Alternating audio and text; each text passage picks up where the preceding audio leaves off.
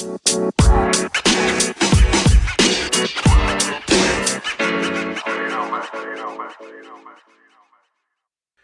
there, memers. Welcome back to a podcast about self-help using memes. This episode probably affects everyone, either coming or going. It's called Parenting, How to Raise Better Kids. Chances are you might be a parent or interact with kids ever, like nieces or nephews, or maybe you just want to understand the actions of parents, yours or otherwise. We'll talk about tips for being a more effective parent, talking to kids, and raising more productive members of society. Let's get into it, memers.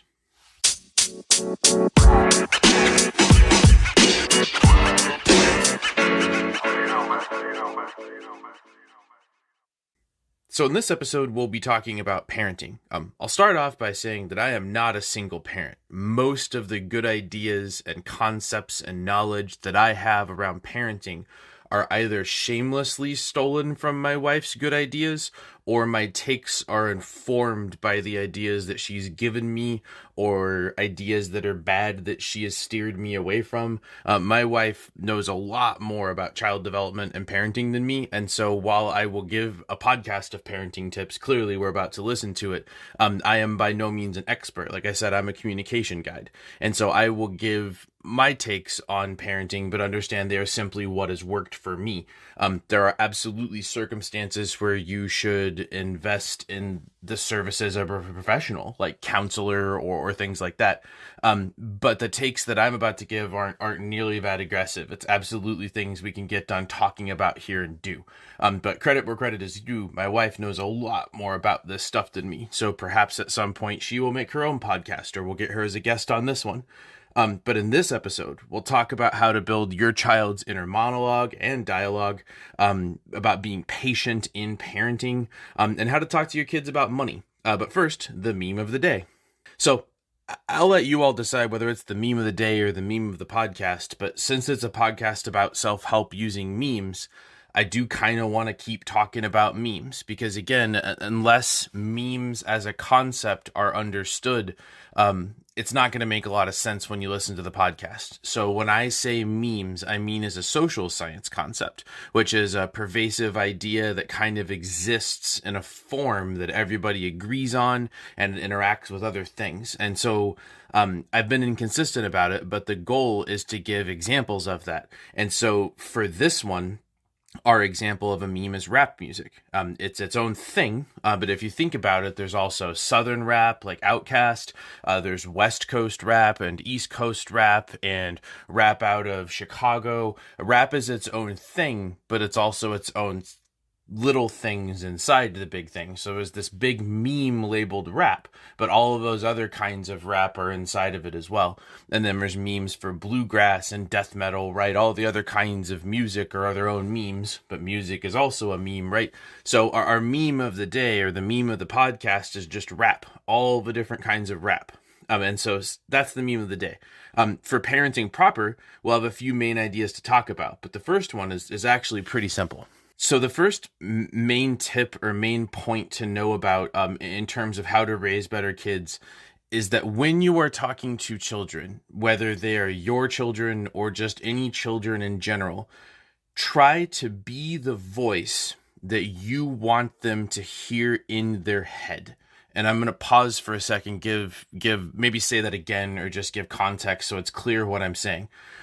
When you stop and think about something, like when you have your own internal dialogue or process or decision making, when you've got all that going on in your head, for most people, there are specific formed words in a voice. That's not necessarily true for everybody, but for a large percent of the population, most people have words happening in their head.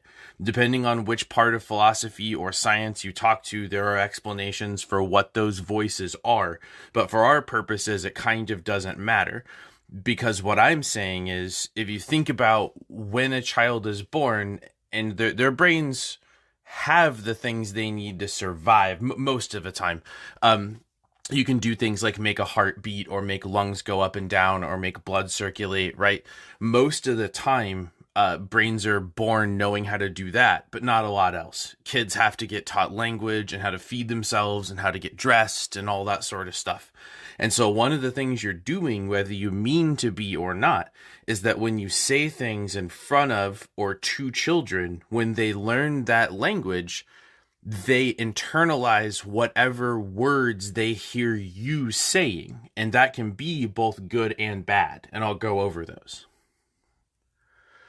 A good example of a kid internalizing something that you say to them, for example, say a kid is very proud of cooking an omelet. They've been perfecting that and they've brought it up to you. You could say a few things, right? The kid shows up with an omelet, they're happy, you want to acknowledge them. You could say, wow, good job cooking that omelet. You could say, that's a good looking omelet. You could say, I bet you had to research really hard to figure out those ingredients. You could say, you're so smart, I bet cooking omelets is easy for you, right? All of those are choices for cooking an omelet. But ask yourself, which one would you want a kid to repeat in their head later when they are proud of themselves? And again, this is a take that I've shamelessly stolen from my wife. Say things like, you tried really hard to do that. You should be proud of the effort you put into making that happen.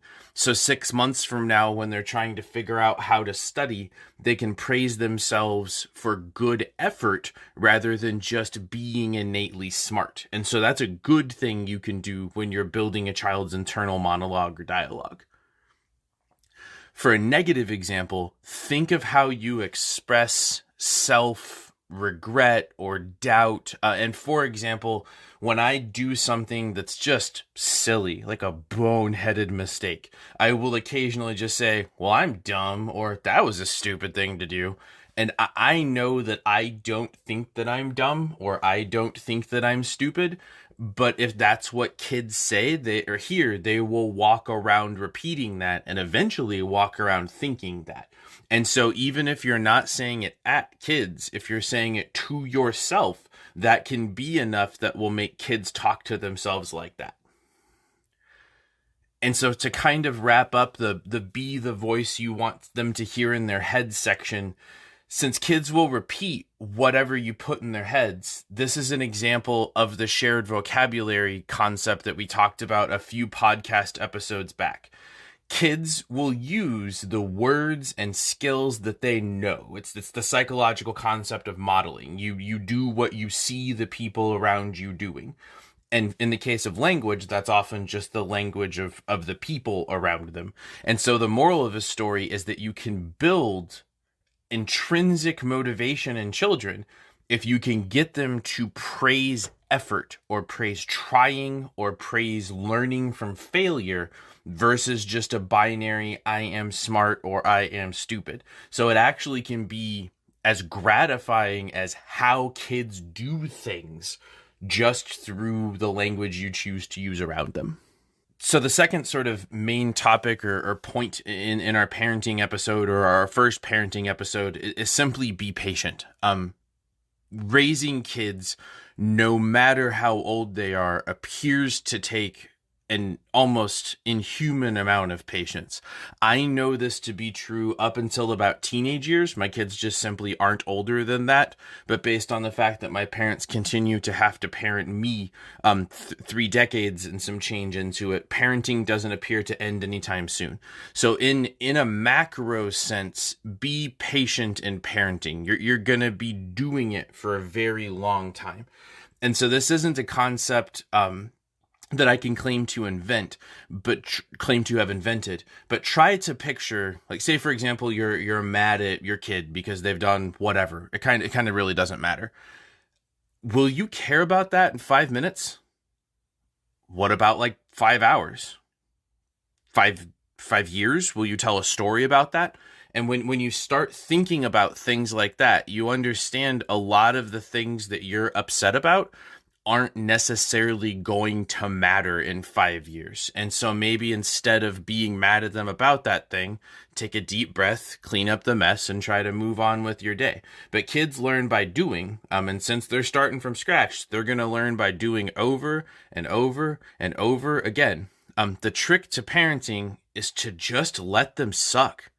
As long as it's not going to burn the house down, or they're going to hurt themselves, or they're going to break the irreplaceable vase, right? Just let them learn. And that's also a part of patience, is the ability to sit back and watch someone else mess up. Like, you know they're doing it wrong, and you just have to let them, because that's the only way they learn.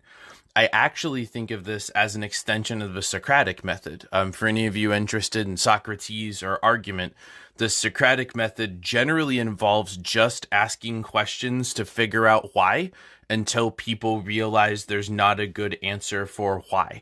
But the problem with the Socratic method is that it takes a lot of patience and a really long time.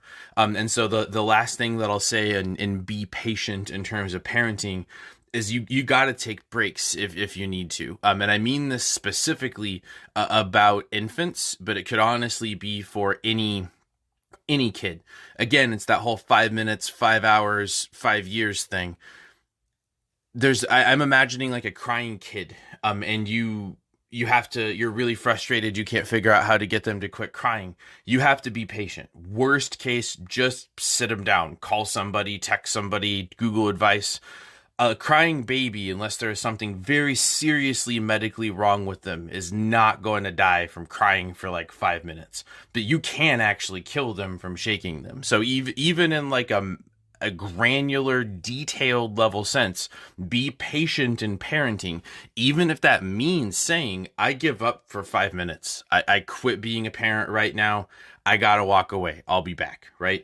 Be patient in the little things and the big things, and I think you'll be surprised at the results you get.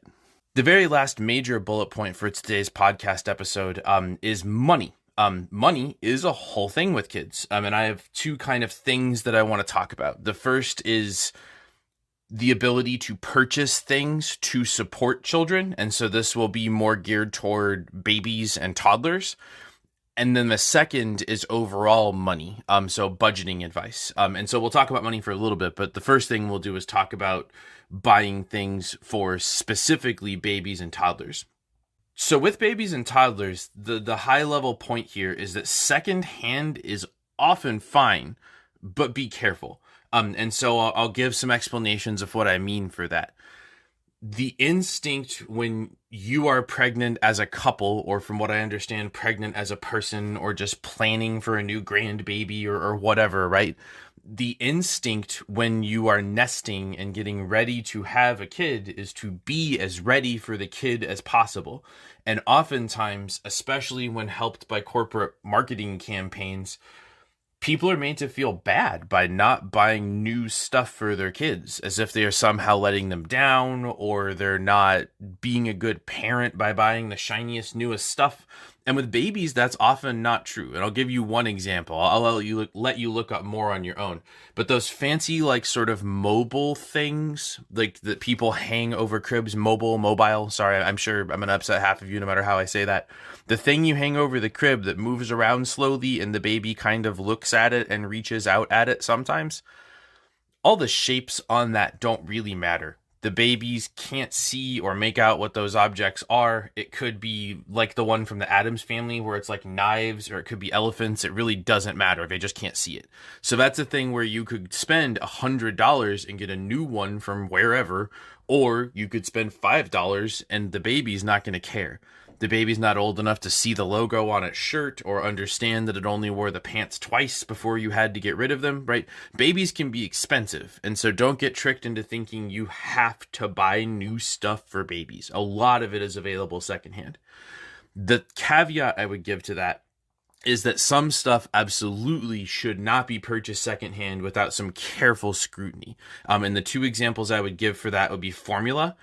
Formula can be dauntingly expensive, and so it's tempting to reach for cheap formula, but wonder where you got it. At the very least, check expiration dates. And that's the second thing I would say to be careful trying to purchase secondhand for anybody are car seats. Car seats not in their original packaging should probably just be avoided, because you don't know that it wasn't in a car accident.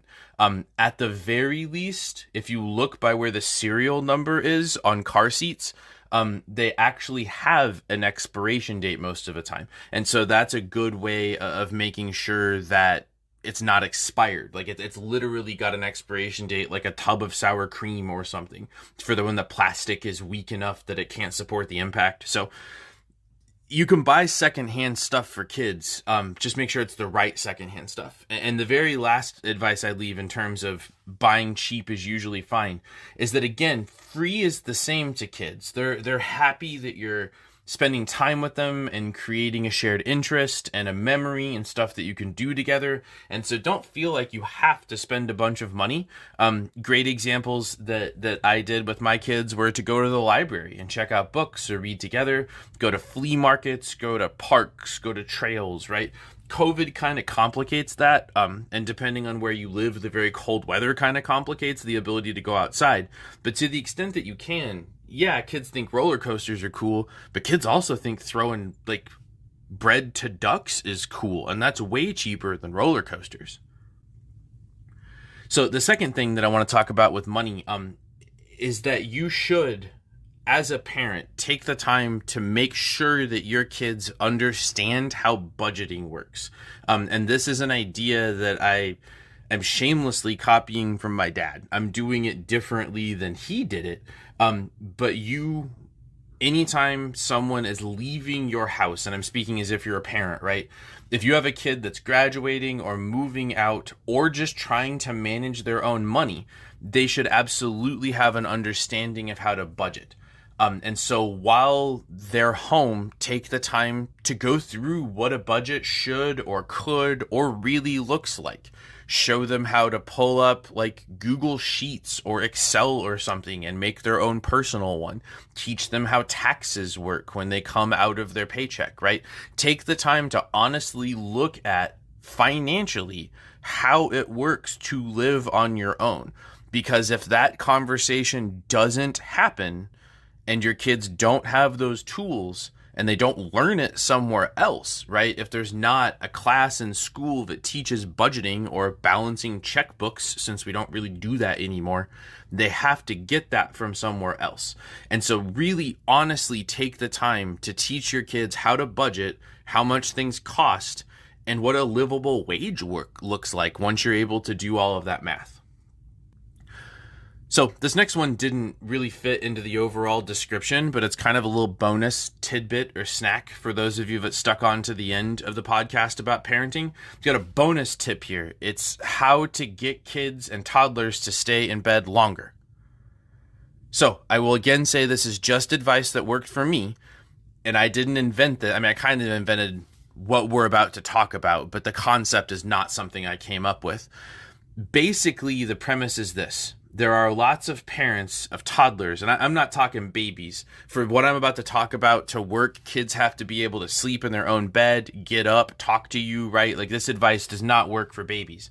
But if a kid is old enough to understand when a light is on and off, and they are getting out of bed before you want them to, and I know that because we went through it with my kids.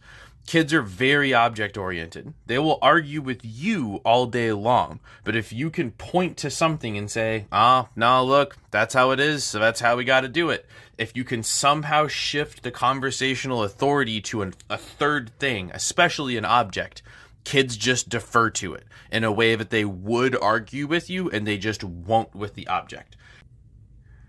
And so the way that this is applicable to getting kids to stay in bed is that if you take a nightlight, and you take an electricity timer, like the one that they use in Home Alone to make the lights come on to keep Harry and Marv away for a while, right? And you just make a rule. You just say, if that light is on, you're supposed to stay in bed. You can get up and use the bathroom and get a drink, or if you feel sick, you can come talk to us, right? If there's an emergency, you can clearly get out of bed. But for all other circumstances, if that light's on, you should be in bed. Now, you don't have to be asleep. If it's early in the morning, you can read a book or find a quiet toy, but you still have to lay there. And yeah, this took a while to catch on, but the beauty of that is once you've caught on, kids really will just wait.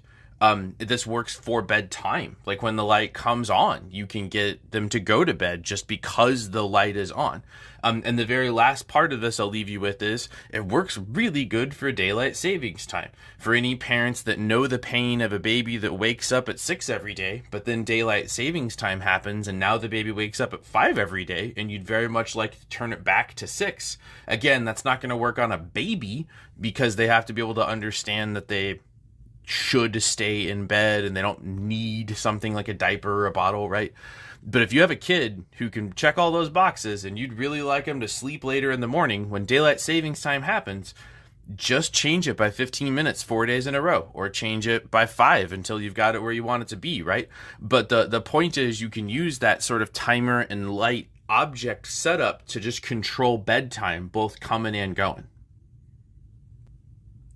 So that's our first episode on kids and parenting. Anyone who knows about education or childhood development will know that I'm just scratching the surface here. Stop by the subreddit or my Twitter account for more content like this. Especially stop by if you have feedback, either good or bad. Stop by if you have new episode suggestions. I would love to hear from any of you. Till next time, memers. This has been a podcast about self-help using memes. Thanks for listening.